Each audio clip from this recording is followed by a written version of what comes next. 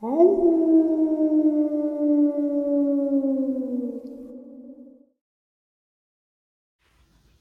and salutations, everyone. I hope everyone is doing well and welcome to today's upload.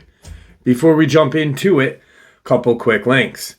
As many of you may know, I rely on Patreon, PayPal, channel membership, and the merch to help the channel to continue to grow and go. Links to Patreon, PayPal, and channel membership is in the description below, the merch displayed directly under the video.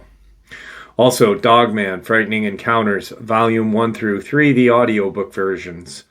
They were written and researched by Tom Lyons, narrated and produced by me, Jeff Nedonly. These audiobooks are available on Audible, Amazon, and iTunes, links to which are also in the description as well. And finally, last but definitely not least, if you'd really like to help support this channel to continue to grow and go, simply subscribe. It does not cost a cent. Click the like button, takes half a second. If you don't want to miss out on any of the informative uploads that I put out daily, click the bell icon, and folks, please leave a comment and share the video. Why? Well, because these things really do help this channel to continue to grow and go. They definitely do matter, and they are appreciated. And with that, I have taken far too much of your time. Let's jump in to today's upload, shall we? Right, so I was going to save today's upload for Monday, but I decided to share it. One, because I know the next person that I'm going to share or talk about in a second definitely wants to hear this. And two, I want to get it to you guys while it's still fresh in my mind and I've got it written down. Second is Jane is in the hospital. For those of you who are new to the channel, Jane is the channel's godmother. She welcomes everyone to this channel. She's been a huge part of this channel since its formation, since it began. She was one of the first 10 people to subscribe to my channel. She's become a great friend of the channel and mine. So she's in the hospital. She had some leg surgery and there were complications. Thank God it's not an infection, but any kind of surgery with complications is, something to be concerned about. So if we could keep Jane in our prayers, it would mean a lot to her. It'd mean a lot to me. And it'd mean a lot to those of you who have conversated with Jane in the comment section, which is probably the majority of you.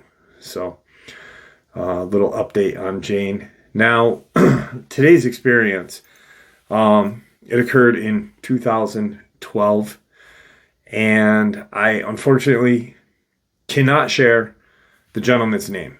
So I guess we're just going to call him Mr. X. And you will realize why. There was an occurrence that happened in an isolated area in Montana and British Columbia, Canada. The incident actually had a United States Park Police tactical department, which I had no idea there was a tactical department of the United States Park Police, enter into Canadian soil with permission. They actually had to wait to get permission via the President of the United States from the Prime Minister of Canada. So very interesting experience. And it happened all along the shores of a lake called Lake Kukanusa. And it's a very isolated lake that runs from British Columbia all the way to Montana, about 90 miles long. And like 70 feet wide at some points, I guess. It looks very narrow to me. I'm not familiar with the lake, but very interesting experience, and we'll get into that right now. All right, so today's experience comes to us out of a remote campground in Montana, in Eureka, Montana, back in 2012. And like I said, the gentleman that I spoke with, he needs to remain anonymous. There is no other way of me sharing this. There was a lot to this experience that I had never knew, and like certain laws, certain areas, and more importantly, different law enforcement attachments, I guess. So in this area in Eureka, on Lake Koocanusa, there is a campground, very remote campground in the northern part of Montana. It's got two names, Gateway Campground or Koocanusa Campground. One of the families that had been up there, all three families are in RVs. One family that was up there had been going there for years. Never had any kind of issues with anything. Never had anything that really frightened them enough to where they wouldn't want to go back. There were many bear sightings, black bear and grizzly bear. And then you have another family that invited their friends up, both in RVs as well. The second and third family, one of them had been up there 2 or 3 different times and invited their friends to go up. Just a very remote, isolated, beautiful area. So they are at this area, and like I said, nobody has had any kind of experiences that would make them think that they were in danger at any time. Yes, there are bear, but if you respect and follow certain rules to being in nature with bear, you can pretty much camp in harmony, as long as you're not in a freaking pop-up tent in bear country, so the one family that had invited friends had been there like a week before the family that had been going up there. And they had shown up like 2 days before this event had taken place. And the two families were leaving in a couple of days. And so that would have let that one family be by themselves like they've been for a couple of years prior to this.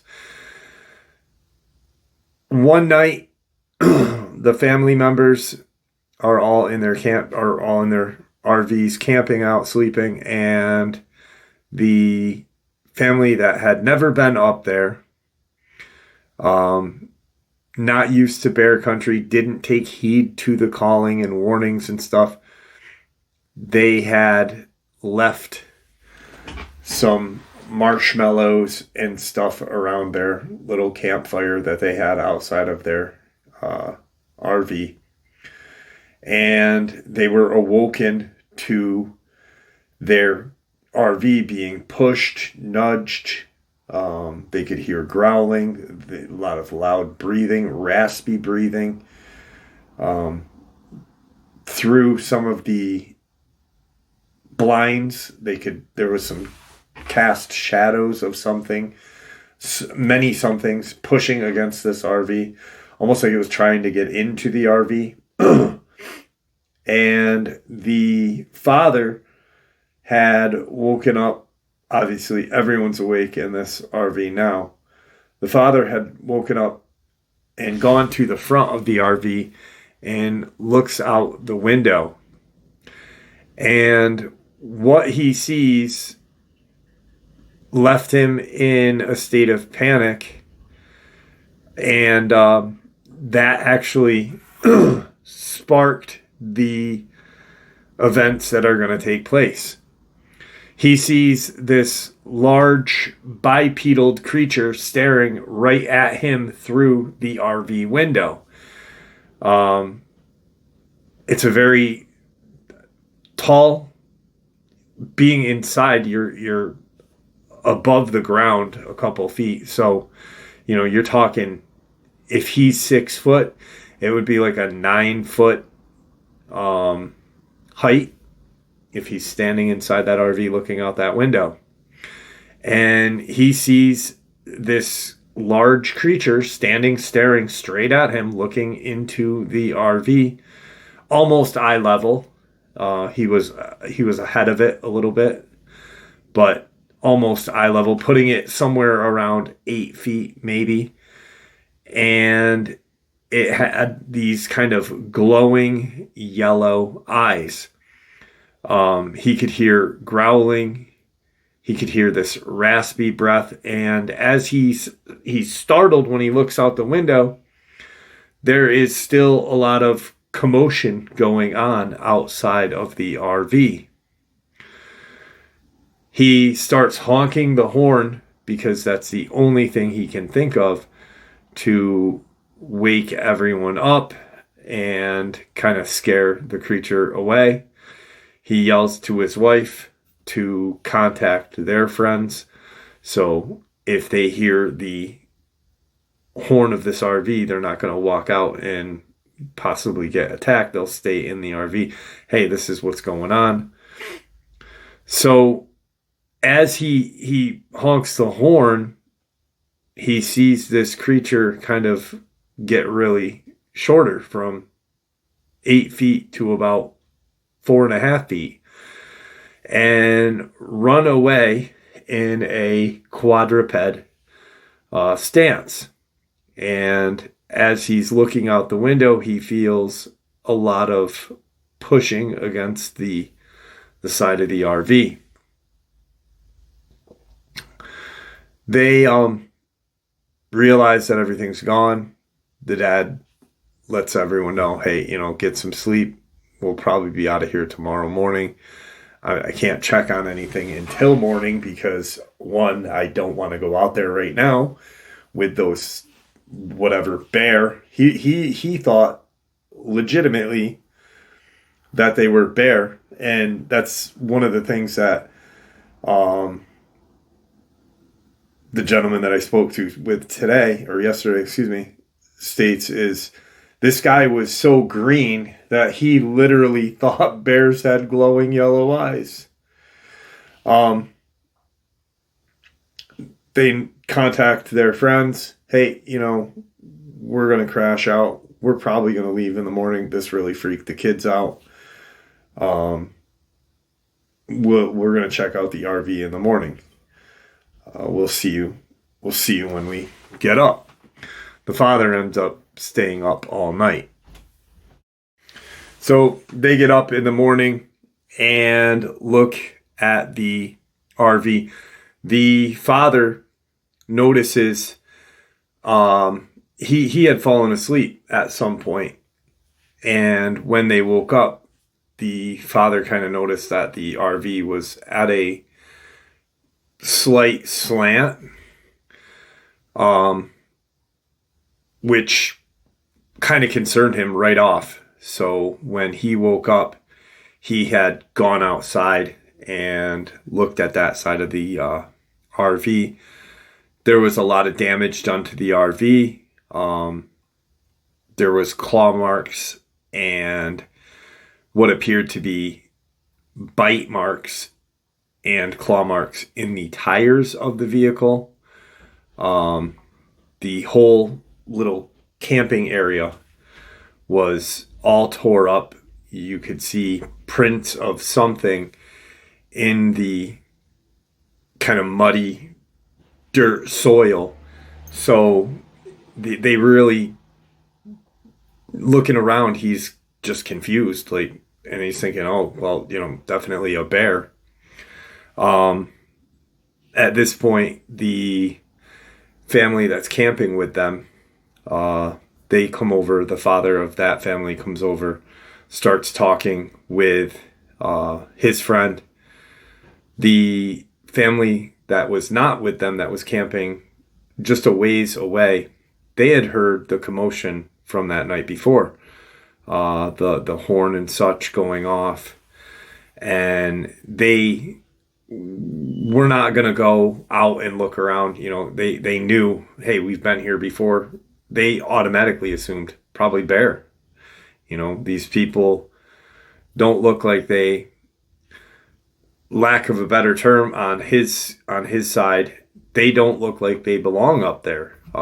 Like he said, he was definitely, both families that traveled together were both definitely green. Even though that one family had been up there 2 or 3 times max. But the family that has been going up there, they knew exactly what to do. They had firearms in their RV. The other 2 did not. You're in an isolated northern part of Montana. You're not going to bring a firearm where there are bear, black and grizzly. You're definitely a bit green. He walks over and they all start talking. The family, the father of the family that has been up there multiple times, says, listen, how are you going to get out of here? You have 2 flats. It's evident that a bear had gotten to your RV. What did you do? Questioning him, like, did you leave shit out? This, and that? Because bear usually, they'll look around, push up against the camper, just being very curious. And that's when they saw the marshmallow wrappers. So that the father that had been up there more than any of them says, listen, I got a sat phone here. Let's get some help. Let's get you guys out of here. We'll see who we can contact. We'll call Montana State Police and see if we can get you out of here. So the one father goes and gets the sat phone, and he comes back. He's already on the phone with the Montana Highway Patrol / Montana State Police. And he's letting them know, hey, we are up at Gateway. There are 2 campers up here with us. Not with us, but they are here. And they are really fresh to camping. Apparently they had left some garbage out. And I visually saw some damage, but I didn't get a good chance to look at it. But it does look like possibly some grizzly came in and was could smell the food. There was garbage, just a natural kind of natural event that's going to happen when you don't follow the rules of camping in bear country. And he they're going to definitely need, assistance on getting some new tires and getting the heck out of here. Possibly, maybe they'd have to maybe leave their camper and drive back with the other family. I don't know. What do you recommend? The Highway Patrol takes his number down and says, we'll be in touch very quickly. But, just keep an eye on everything. Do you have a firearm? Yes, this, and that. The father then goes over and starts to look at the area, assessing the situation. So when the Highway Patrol calls back, he can be like, hey, this is, what damage was done, this, and that. We're going to stay here. We're going to camp here because this is where we've come many times before. And we love it here. So we're not leaving. But these guys definitely need some help. So he goes and assesses the situation, and he's looking at he goes around the side of the RV, and he's looking. He once again sees the debris of the marshmallow bag and some other garbage. Not a lot of garbage, but like, you've got kids in your camping, and you're not used to camping in a area where there's a bear. Kids leave shit around. That's why it's imperative parents pay attention. He notices right off that the damage to the RV, yeah, there's some damage, and it does look like there's some claw marks, and it appears to be, claw marks on the tires, claw marks above the wheel well. The door hinge or door handle is nearly broke off, trying to get into the camper, and just really, but he's like in his own head going, this doesn't look right. These markings are too big. They're just, the claws are not how a bear claw would be, how a grizzly bear or even a black bear would even look like. So then he starts to ask the father. He says, well, what did you see when you started honking your horn? We heard you guys honking, but what did you see? And he proceeds to say, I got up, I looked out the window, and I saw a huge bear standing there right in front of me, like growling and kind of this raspy breath, with these great big glowing yellow eyes. And that instantly kind of just made the one father with the sat phone that had been up there many times kind of pause. And he said, glowing yellow eyes. And he said, yeah, that's what I saw. And the friend of the family said, I know this guy, he's my best friend here. If he saw what he says he saw it. Kind of backing his buddy, that's what, obviously his friend's like, something happened. He saw something. If he says it's a bear and it's a bear, it had glowing yellow eyes, it's got to be. But these two fellas aren't putting anything to, like, bears don't have self-illuminating eyes. It's not like he had a flashlight and he's looking through his windshield at this thing with a flashlight in its eyes. So then he starts to look on the ground, and he sees these very strange tracks. Obviously imprints with claws, but something that looked more like pads, and then a blank area with almost an elongated heel with a pad on that too. And it's all just like they were just cruising around his whole campsite area. And about 5 to 10 minutes go by, highway patrol calls, and he walks away and says, hey, this is what I see here. There's a lot of damage to the vehicle. They're lucky whatever this thing was didn't get into their RV. And the highway patrol officer says, what do you mean?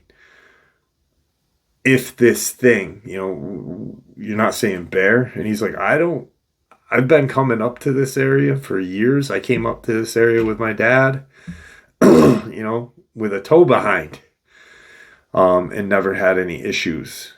This is kind of like our area to go camping, our family area to go camping. And I know what bear tracks look like. I know what bear claws look like. And this is not even remotely close to being a bear. And also, he says that it had glowing yellow eyes. As he's staring at it through his front windshield, and that it had dropped down onto all fours, kind of quadruped, and just shot off into the woods. And he lets him go. Now, at this point, this is what he had gathered, the gentleman that I spoke to last night had gathered from the family had been up there. As of for what happened to the time between him showing up and Highway Patrol contacting whoever they had to contact is more or less he's not aware of. It's almost like it stopped, because he didn't get, when he got there, he only assessed the situation and then proceeded to figure out what else was going on and then to kind of hunt these bears down.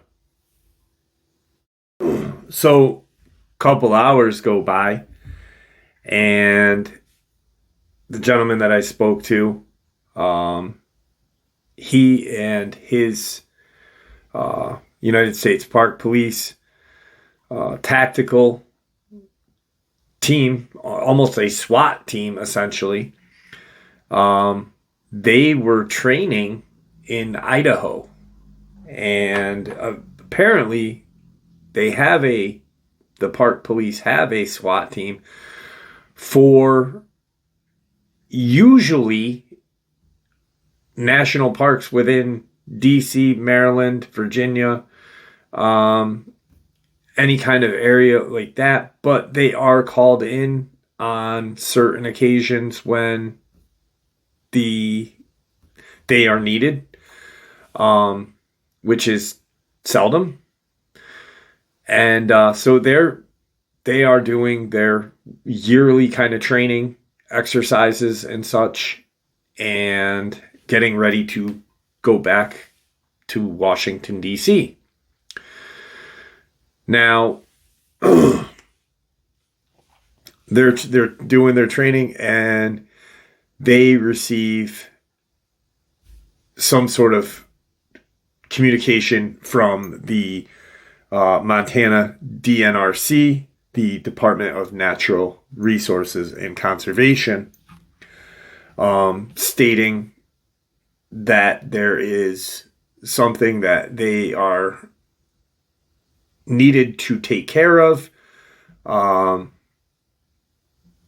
They will be filled in shortly when they receive their orders, their phone call that they will be getting to kind of brief them on what is expected and what they are to do. They finally get all that, and they are told that apparently there's this families in Eureka at the Gateway campground, that apparently there was a bear attack, and they're all kind of like, the hell, a bear attack? Why are we needed for a bear attack? And there's like 6 of these guys, so they're very tight, and they are told to go out and meet up with the highway patrol officers at this campground. They'll fly over in a helicopter and meet up with the highway patrol and probably someone from Montana's Department of Conservation. So they get there, and the highway patrol and the conservation unit, they ended up, like, this is a process. There's a lot of agencies involved in this. So Department of Transportation, Montana Transportation, they had to be involved to use helicopter to chopper in DNRC and highway patrol. So they get to the location, and there's already 2 helicopters in the middle of this remote area in Montana.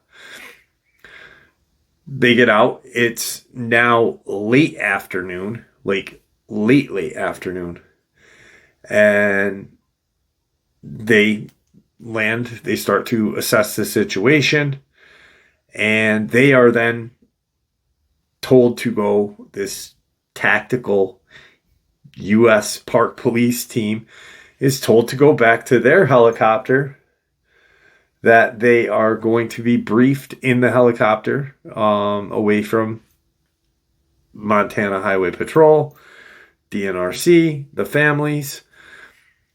Essentially, the Highway Patrol and the Department of Natural Resources and Conservation, their main job is to take care of these families and help get them out of there. You're not going to leave a freaking RV in the middle of nowhere. So they are dealing with that. They are then told that apparently when DNRC was going over in the Montana transportation helicopters, they had seen a fairly sizable pack of what looked like wolves running, but as big as grizzly bear. Just absolutely huge. And then they are told that their boss gets on the phone and he pretty much says, listen, anything that you have been known and told that doesn't exist, this is not one of them. This is something that a lot of federal park rangers, state park rangers don't even know of. And we're going to have to keep a lid on this. Your guys' job, your only job is to figure out where these creatures just went to. So you're probably going to have to talk to everybody. Your best bet is to talk to that family that has been going up there year after year after year. Maybe they can give some insight on everything. It's up to the park police's high-ups to cover it all up, especially with all of the agencies involved already. You have 4 different agencies involved. So the U.S. government, the feds, have got a little bit of a crisis now, because now they've got to deal with the state departments here. And all your job is to do this. We'll take care of this. But essentially what you guys are going to be hunting is a large bipedal dogman, bipedal canine-like creature that is in the woods. A few of the guys are like, Bigfoot? Bigfoot? What do you mean, dogman? Bigfoot? Like, if you don't know what a dogman is, and like Tim Coonbo Baker, misidentification. Everyone has heard of Bigfoot. In the United States, you can ask pretty much 90% of the population, hey, you ever heard of Bigfoot? And they'll say, yes. How about Dogman? And they'll look at you with a dumbfounded face. If you say werewolf, then they'll be like, oh, from Underworld. Yeah. So they are pretty much in shock. Like, what the hell? They go over and start to interview, on top of dealing with the families too. They have to figure out what each family member knows. So now they start talking to the family that has gone up there, the family that is not as green, not even green. They have been going there for years. And they only pretty much talk to the dad because he's the one that's dealt with, these other 2 families. That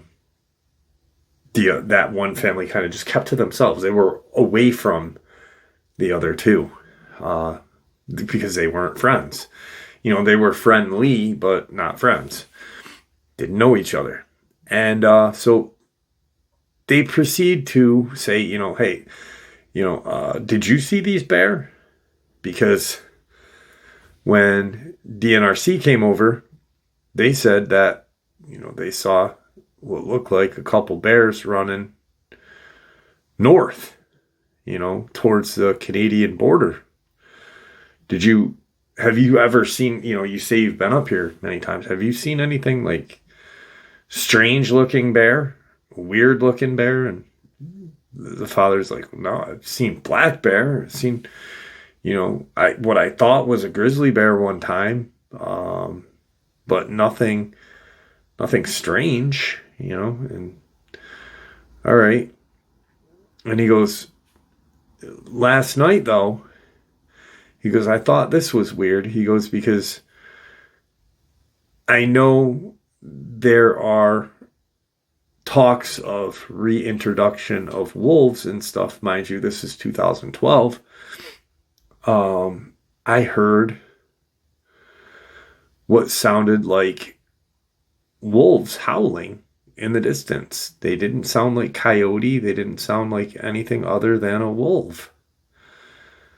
And this was like, what time was this? And he said, well, I don't know. You'd have to ask that guy when he saw the bear, at his windshield, the bear with glowing eyes in his windshield.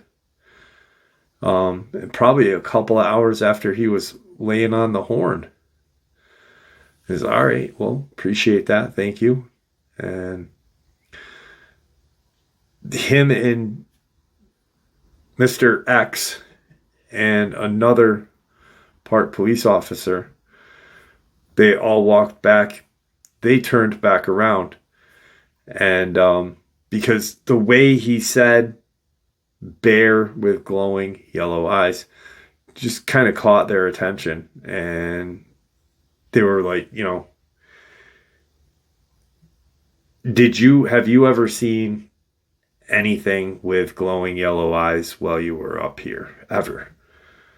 Doesn't matter, like, if it was this trip, 4 trips ago, whenever. Have you ever seen anything? And he said, I had an experience when I was a young teenager, when my parents used to bring us up here, my brother and I, and me and my dad were coming back from fishing, and we're walking, and it's dusk, and off in the distance we saw like these yellow eye shine way out in the distance.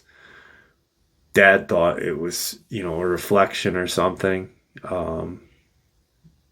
but they moved, and other than that, that's the only, one time anything weird has happened while we've been up here. All right, thank you. And so they end up going back. 2 families are now fixing to head out. Their tires are repaired. Their RV starts with no issue. Probably got a fine or whatever. And as they're driving out, the highway patrol, he's like, I gotta get back. Do you guys need me? I gotta get back to headquarters. And it's gonna be, a trip for me to get back. So if you guys need me, I'll stay. If you don't need me, I'm heading out. And they're like, no, we're good. We're good. They've already kind of established like a base camp of what they're going to do. They are going to sit right there and figure out where this creature went. Creatures went, and figure out a way of dealing with it. Definitely not camping there, because what are they going to camp in? Tent? They don't have any tents. They came in a helicopter with their weapons, nothing more. They were lucky that they even had the gear that they had. State trooper heads out, and about 15 minutes later, they get a call on the radio stating that the bear are now appear to be coming across the Canadian border and towards the campground. And Highway Patrol's like, do you need me to come back, guys? And they're like, no, we got it. You're good. So they're out. The other Highway Patrol is out. The ones that carried in the tires and replacement, everything, stuff like that. They're out of there. And now they're like, all right, we'll make contact. Let's set up a perimeter. Keep an eye on the camper over there, which is off a ways. Keep an eye on that just in case these things decide to mess with them. At least we'll be ahead of the game.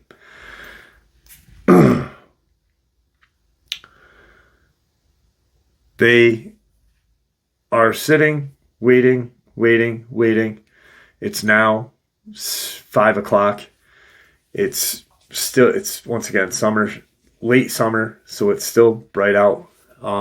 Not super bright, and they're waiting for whatever's going to happen to make contact with these things. They don't know exactly how many of them are out there. They just know that a job's got to be done. They got to deal with something. And one of the guys is talking to the pilot of the helicopter, and the helicopter pilot goes, "What the hell is that over there?" He goes, "Is that what you guys are looking for?" And they see somewhere between 6 to 7 huge wolves come out of the woods from north to south and start to run towards the helicopter and everyone else. Immediately, they open fire. Immediately. There's not even it is put them down, direct orders. For some reason, there was not, there was a distance. They are great shots, but there was only one that had been hit and dropped. There was probably more damage done. There was blood trails and such because they ended up fouling a blood trail.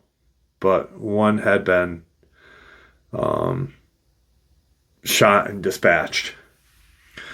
And they watch these things kind of just veer off and head north again. And now they're like, great. And the pilot goes, "I'll go up in the air and I'll keep your comms on. I'll let you know where these son of a bitchin' things are." He goes up and he starts to fly a little north. And he said, "They are officially in Canada." He's like, "They are officially in Canada, heading along the lake right now." And I don't know what we're supposed to do. He's like, "I can't cross lines right now because I can't cross the Canadian American border. Turn back." All right.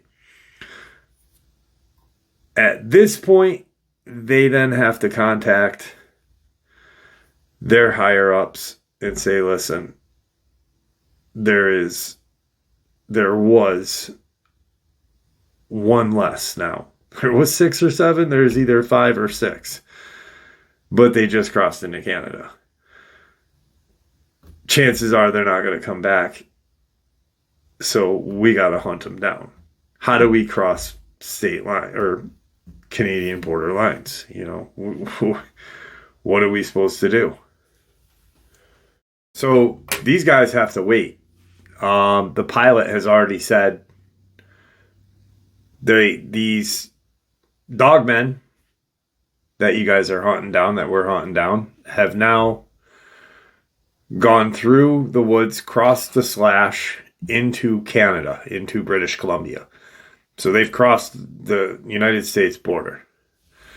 And the second they hear they're through the slash, boom, they know that they're gone. They're in Canada. Now, they were expecting, all right, well, we either got to hunt them up there or we're going home. Have the helicopter come back and land, and we'll figure out what we're going to do. Probably an hour goes by, and they get notification that apparently this was a big deal, that the president, he had to contact the Canadian Prime Minister and say, listen, there's some stuff going on your neck of the woods. We've got a group of park police that are right there, close to the slash. They can cross over. You won't even know we're here. We'll handle our business, and we'll head back out. Nope, you can't do it. It's a big deal. Like, they obviously don't know how big of a deal it was, but it was a big deal.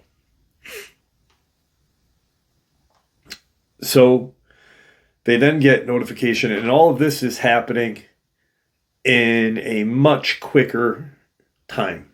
So they'd be waiting prior to landing. It was like spaced out communication, but now it's like real time, real quick.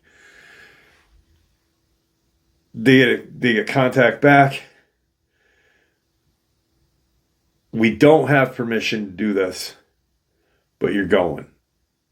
And you have to wait because there's going to be a few more guys coming that work in the government and that actually hunt these things down. So just be patient. When they get there, they'll take lead. You assist and kind of back them up, do what they tell you to do, and be careful. Great. So now we're waiting for people who are going to boss us around. We are federal park rangers, and we happen to be a tactical team. Who the hell is going to be bossing us around? So now you're talking another hour and a half, then 2, and they hear this just loud thumping. And they are all looking, and they're like, there's a helicopter coming. All right, well, that must be these guys. And sure as shit, a helicopter lands. It's a Marine helicopter. Lands right there, boom. Everyone's looking at each other like, that's United States Marine helicopter. They just sent Marines here? And no one's like, whatever, trying to figure out what the hell. So you got 3 guys coming out of this helicopter that are in what looks like anonymous tactical uniforms, blacked out. They have, they don't have any kind of insignias. It's all, there's just no kind of identification or any kind of nothing. And it looks a heck of a lot different than what the federal park police are wearing. So they all meet, communicate, this is this is that. And there's a lot of ego. going around. That's specifically what X said. There's a lot of ego. There's a lot of dick measuring. There's just a lot of when you get 9 dudes that are all believing that they are better than the best and this and that because we know what we can do. These guys, we don't know who they are, but they sure as shit produce an aura of we can do better than you can. Plus, we were told that we have to follow their lead. So they all introduce themselves. At the beginning of all of this, no one's really saying much, but X ends up finding out that, yes, these guys work under the CIA and Marines. So they are they work under that agency, but also with this United States military branch. So now there is some identification. I immediately, when he tells me this, I'm like, were any of them old? Did any of them have real old, have a Virginian accent? Is it one of them named Victor Johnson? And he states, no, that's none of them were. They were all roughly our age. Max, the oldest was max 40, if that. And they, as far as he knew, none of them were from the South. They all had pretty much a northern or western kind of accent. So I was like, damn. Because I don't know all of Victor's hunts. I don't know them all, but it was pretty interesting here. I know that he hunted something up in Idaho at one point, which was a giant Sasquatch. But now, that really got me because I was like, holy shit, did he work with Victor? But now they're all like, all right, we got to get to the slash. We're going to get to the slash. We'll follow where the tracks lead. We have to get into Canada, which will be easy at this point in 2012. We do not have the permission. We cannot be seen. We cannot use our helicopters. We have to go in, get it done quick, and get the hell out. If it's in an isolated area and we put these things down, leave them where they are. We can't even have a helicopter come in and cargo net them out.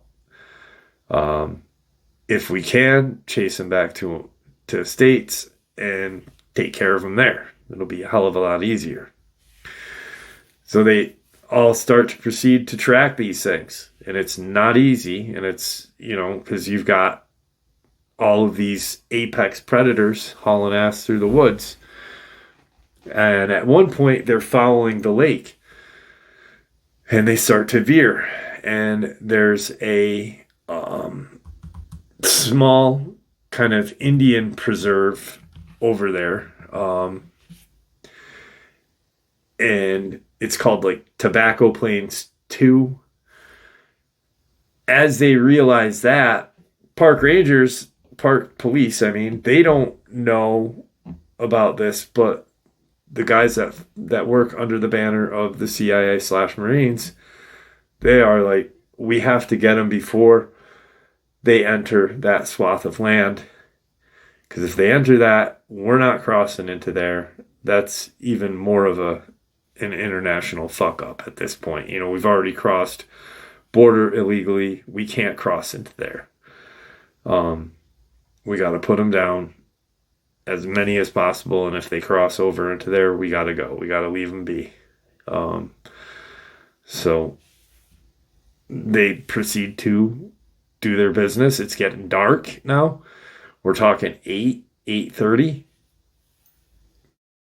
So at this point, they are technically against the clock and against the international boundaries and also Native American Reserve, Canadian boundaries.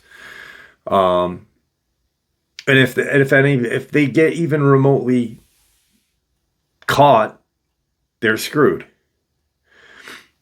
It's a true international incident. True. So the three then take charge of everything. They are told what we are going to do is we are 9 of us, and we at least need to put them all down. We if we can't, we have to at least take the majority of them out and or leave before we cannot essentially be in Canada for longer than 10 hours. We're going to be here until the job is at least done, or 10 hours is, and if we can push them back to the States, that's what we'll do.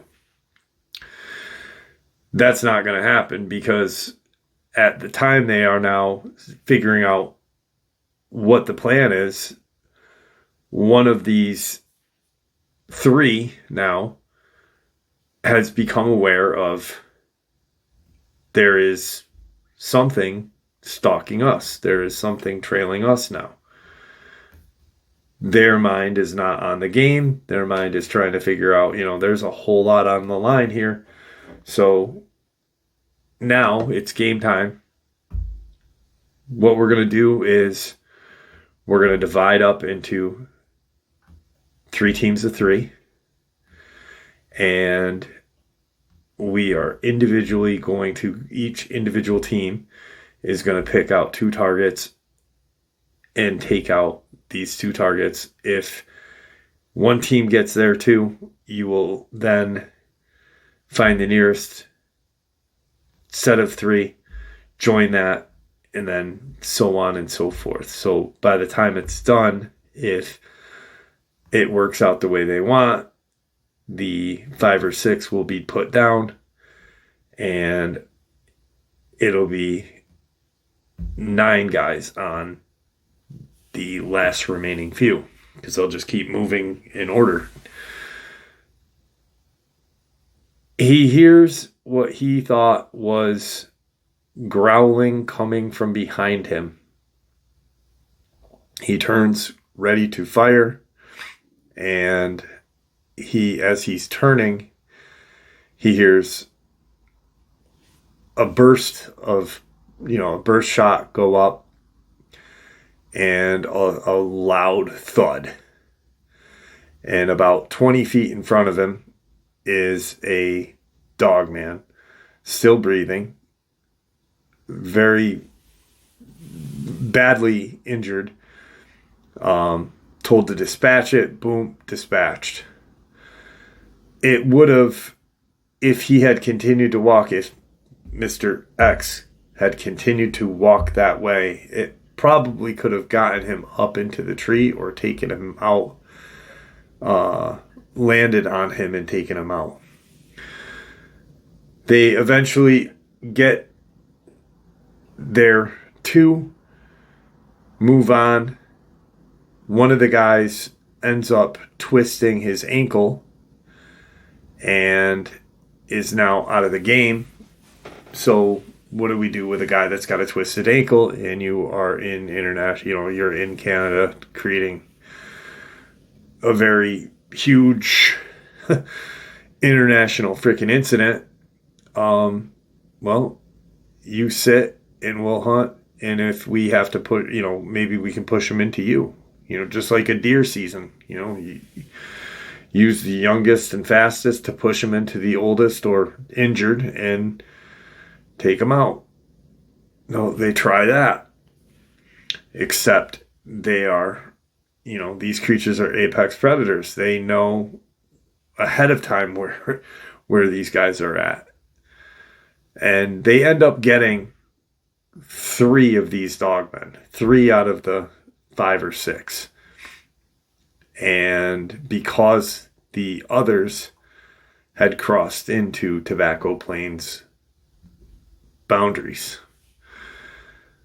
they report their status of everything, of what's going on. And they are then told, 3 sounds like the magic number.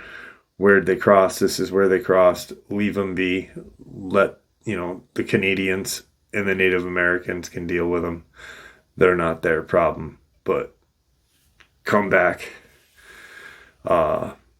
stateside. Stay on the border for approximately a day. And if any cross into the States, put it down. So they are then like, should we drag some bodies with us? What do you want to do? And he notices that he's only getting this information because he's watching everything. He's not in direct comms with who the Marine/CIA guys. He's not listening. He's only observing and hearing them talk amongst themselves. And so they are then told, just leave them be. But he notices the one guy with the comms, the guy that's in charge.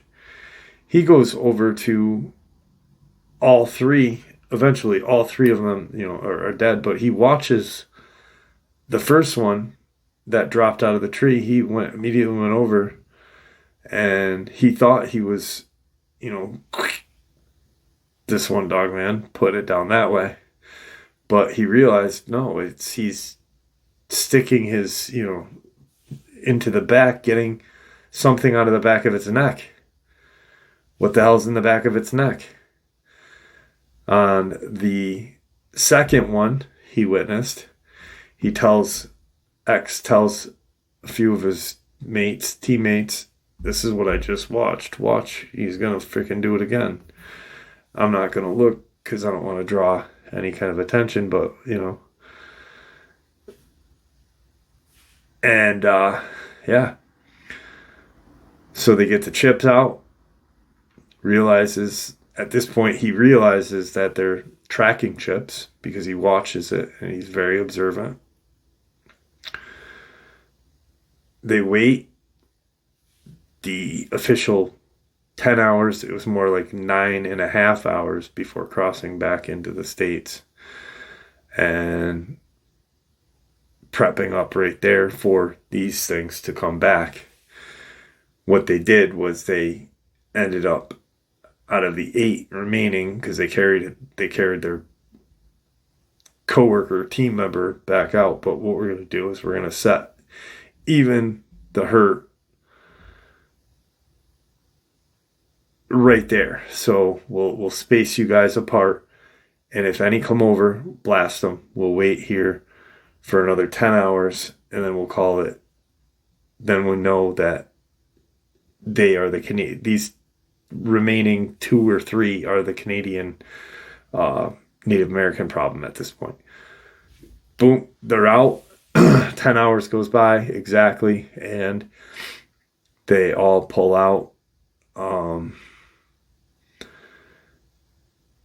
The 3 that came in on the Marine helicopter, only time they acknowledged the federal park police tactical team is when they were telling them what to do. And taking care of the guy that twisted his ankle, first aiding him, because they didn't even have, the park police didn't even, they had nothing. And so essentially what he no longer works with the federal park police, and none of the other guys that were with him that night do either. So he's technically, there was no NDAs signed, no disclosures signed, a quick debriefing, and done. So he's not as afraid of getting busted for sharing this, so to say. The thing that scares him the most is if someone heard him or heard this, realize that it's one of the six. Obviously, they're going to realize it's one of the six, but they would be in more trouble of the international boundary breaking rather than hunting a cryptid, which is crazy. So, yeah, that's how 2 to 3 dogmen used the Canadian border and a Native American Canadian border to get shot. Then the other 3 are in Canada, and the Native Americans' problem, which is crazy. Crazy. And then to not have an NDA to sign, nothing. So he's got valid points of the international laws that were broken are a hell of a lot worse than hunting 5 to 6 dogmen over a fucking camper. And why would Obama? And then I got to thinking a little bit on something, because I believe Obama had gone to Alaska in 2012 as well, when there was a dogman incident there too. So I'm not sure. But yeah, all under the administration, and some interesting laws broken. Pretty crazy. So with that, I hope you enjoyed this as much as I enjoyed sharing it with you. I'd like to thank you for supporting the channel. It's your support that helps the channel to continue to grow and go, and what gives us all a place and a chance to share our experiences and theories judgment-free. Everyone is simply treated with the respect that we deserve, so please stay safe, happy, healthy, and ever vigilant, keeping an eye on our children, pets, family, and friends. These creatures are real. These events have happened. Share this information with those you love and care about, and it may just help save their lives someday. Until next time, never stop asking questions, never stop searching for the truth, and God bless you all.